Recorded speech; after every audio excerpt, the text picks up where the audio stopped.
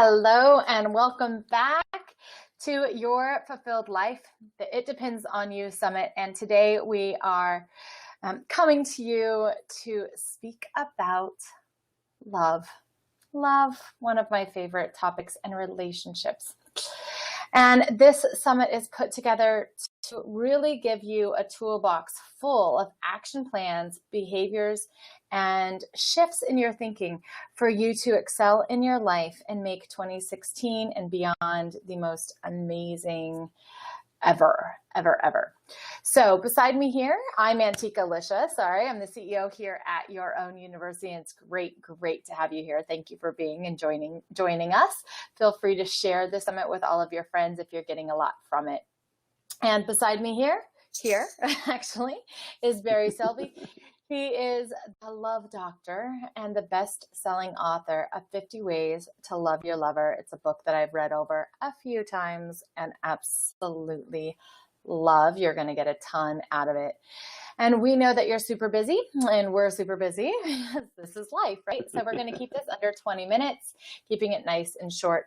If you have yet to get the book, Did You Know? It Depends on You, filled with wonderful tips and tools and a real experience and meditation to your own awakening to the truth within yourself, please download your copy and get it at yourownuniversity.com today. So are you ready, Barry? I'm ready. Let's do this. Awesome. So what shifts in your life had you embrace your purpose and really your fulfillment? We only have 20 minutes? Okay. I can take the big question up front. My journey really was through my own, I won't say dysfunctional relationships, but my lack of successful relationships, I'll put it that way. Mm-hmm. And in my work, there was such in my journey, there was such a calling for something more. And many times in the relationship journey, I kept hitting speed bumps or breakups or upsets that I kept going, okay, so what am I doing wrong with this? What am I making mistakes on?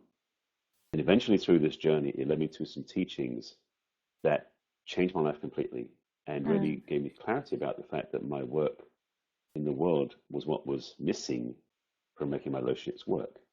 Mm-hmm. So it was really for me the wake-up call that in my own journey as a man in the masculine embodiment, that I had to get clear about my why I'm here, what I'm about, what makes life so healthy for me, that I can then have a healthy relationship. Beautiful. And as you've walked into your fulfilled life, what are some aspects outside of your work that are very personal? It's kind of a off-the-cuff question, but are personal to you that the listening audience might be able to go, oh, aha, that create a fulfilled life in just day to day, so you can have these deepening relationships with others and your clients?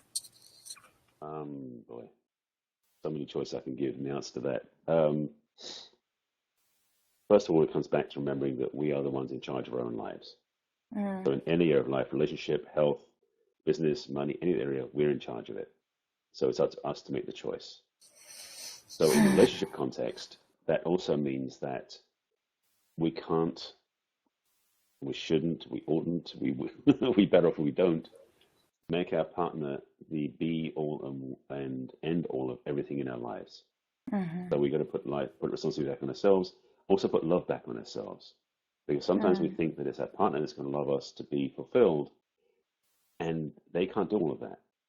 So our work to love ourselves first, to be filled, and then be fulfilled, so we can then love our partner is the path to true happiness in a relationship. And how do you practice that in your own life? Like, do you have a daily practice or a weekly practice or something that helps you know that you're filling Barry up? Yeah, largely it's self-care type practices, and that's the general umbrella. But everything from just taking time to look in the mirror at my own eyes and appreciate who I am. And this is not from an ego place, it's from a really distinct care and appreciation for who I am. Because if I'm waiting for someone else to do that, I spend this time in this vacuum or this place of lack that is not really lack, but I think it is, because It's up to somebody else to make me feel good, as I said Mm-hmm. earlier. So for me, the self-appreciation, self-love practices I do, plus taking care of myself with meditation, exercise, eating healthier, all these different things, which are simple things we can do to improve and increase our own self-support. That for me is fundamental to having what we want in life. Yeah. Yeah. Awesome. So what are some of your top tips that our listening audience, everybody here, they're here, can start today to start leaning into the lessons that you've learned and what you teach? One of the simplest ones that I taught, and I've said it so many times with people I've met in the street, even say if they want to love more in life, is to turn the love energy inward. So instead of pushing it out there all the time, put it inward. And that can be as simple as taking 5 minutes a day, at the beginning of the day particularly, or also at the end of the day, to look in the mirror in the bathroom or wherever you have a mirror at home and to say, I love you into your own eyes. To say, I love you into the person you're looking at so that you feel it.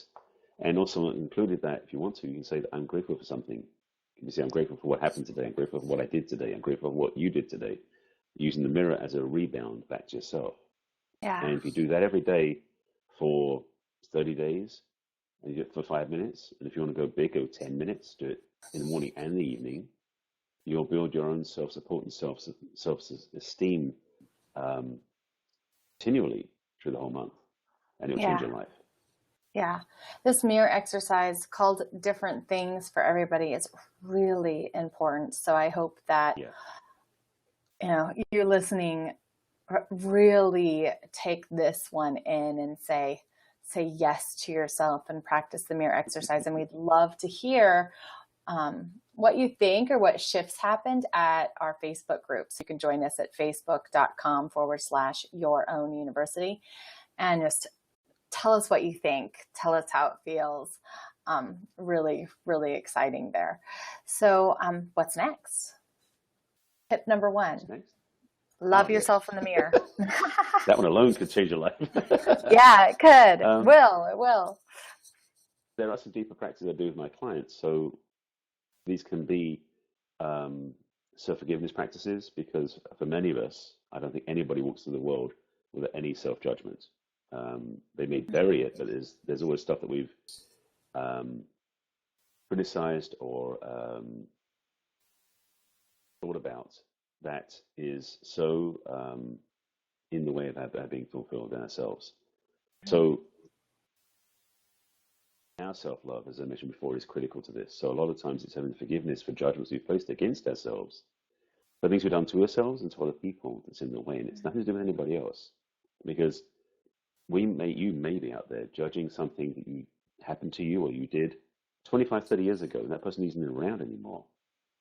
So that is holding you back from being fulfilled and having what you want. So to spend time and to work with somebody who can help you with this ideally, so that you can in fact make peace with the judgments inside, have forgiveness for who you are, and appreciate who you really are, because the truth is that you are far more than those judgments. Then again, your life will change and up level quite quickly. Yeah. Fantastic. Judgment came up in conversation yesterday too. So I know it's a big deal recognizing where we're judging. And I believe people show up in our lives to show us that. Think, they're not necessarily mirroring us as this course I was taking yesterday, but they're mirroring our judgments, which is like, whoa, it was life-changing as well. How do we transcend those? And then your next tip, maybe it is, how do you transcend those? I'm just going to move on to it. I don't know what else you were going to say, but I'm going to shift it because I know from your book and everything that you have looked at a lot of your own judgments and reframed them and learned from them, because within the 50 tips, there's a lot of juicy content.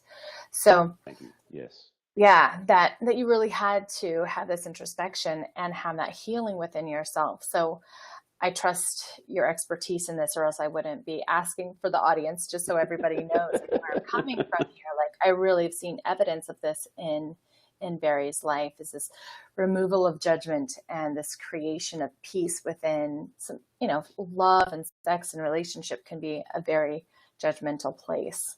So how do you go into that healing process or even start it? Let me jump into this. First of all, recognize the fact that judgments happen. The ideal is to live life where we don't judge, where we actually appreciate it and we just enjoy and everything goes fine. Right. But we are human. And so the temptation to judge is kind of prevalent because that's the way the culture is that we're raised in, who we are as human beings. The good news is there's an antidote to it, which is forgiveness. And first of all, judgment is usually comparison or a label or a way of describing ourselves negatively because something we didn't do to the level that we should have done it, or the way we should have done something differently. Should do something differently because shoulds are judgments. So the opportunity then is, instead of to use those shoulds as hammers to keep beating ourselves up, but to actually have forgiveness for that. And that can be done in different ways. And I have learned through my own journey, I have a background in spiritual psychology, and we learned about forgiveness practices there, as well as there are books out in the marketplace, including Colin Tipping's Radical Forgiveness books, Radical Forgiveness, Radical Self-Forgiveness, I also recommend. They're good books to work through the practices. And even on my website, I have a download for the worksheets from his book because he gives them away freely, and I refer them as well. Forgiveness is a simple, not always easy, but a simple process to alleviate the pressure of the judgments we place on ourselves. Yeah. So by having forgiveness for ourselves, and it's really, for me, it's a three-stage process. First of all, it's to become aware of the judgments and the emotional upset that is in the first place. The second part is to have forgiveness for those, so we don't have that anymore in our lives.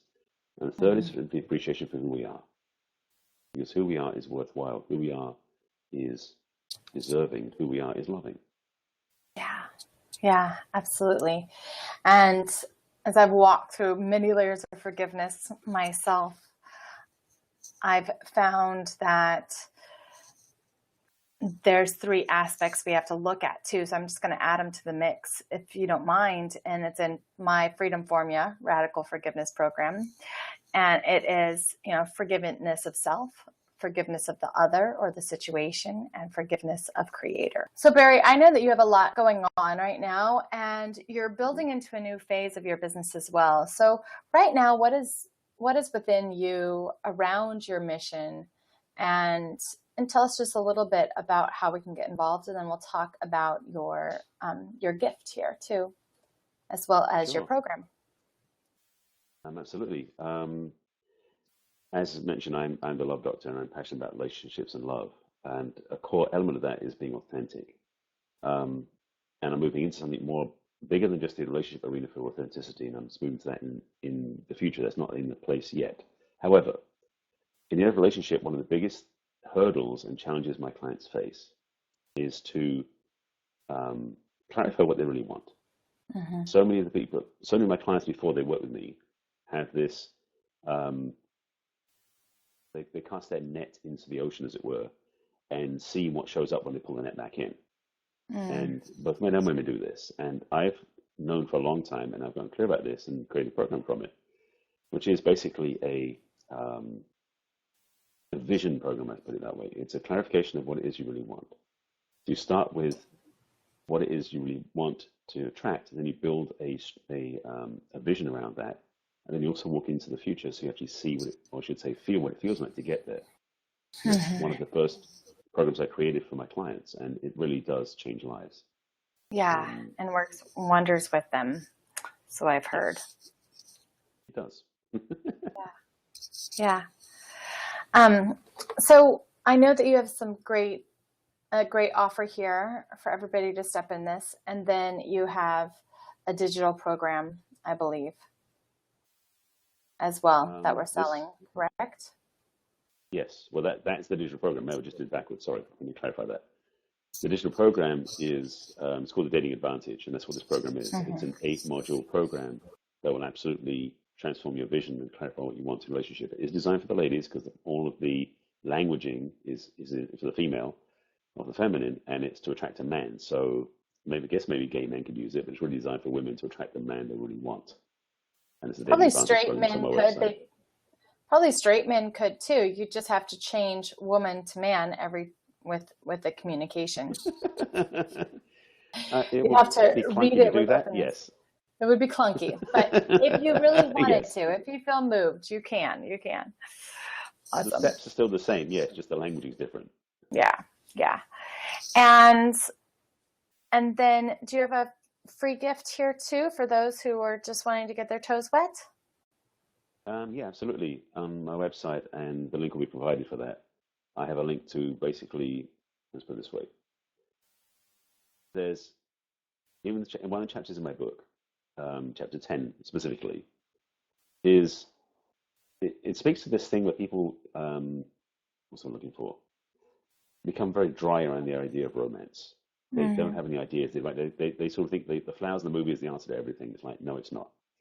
And I said, and this is it's the silliest chapter in the book, and I'll be clear about this. I had to put it in the book because I had to say to people, look, if you're really stuck about ideas of romance, just do a web search. Do romance, how to, and see what comes up. And I said, and if you're too lazy for that, I've created an ebook you can download, and that's my gift to you. It's basically 150 or so romance ideas that work on first dates or 50th dates to help you improve the intimacy, the connection, and the fun you have with your partner. And it's a free download. Awesome. Awesome. Awesome. That is wonderful. So we have the links to both below, and this Barry has just put together this amazing dating advantage course. You'll absolutely love it. I've heard great reviews about it. And his book is incredible. So you can get that as well. And I just want to thank you, Barry, for being here. Thank you, everybody, for listening and for being involved. Again, feel free to share this summit with everybody that you know. I don't know anyone that I love and care about that I don't want to have a fulfilled life, that I don't want to be around knowing that they're living their dreams. It makes us all happier. It makes us all more content. It makes us just all full of life. And we want that for our friends and our family. So go ahead and share this summit. You can easily do that by clicking the share button on this page, and it will lead your friends directly to the sign up page to register for our great summit. That said, everybody, thank you so much. We will see you next time. Thank you, Barry, for being here and for your gifts and your time. And we will talk to you all very soon. Until then, live your fulfilled life.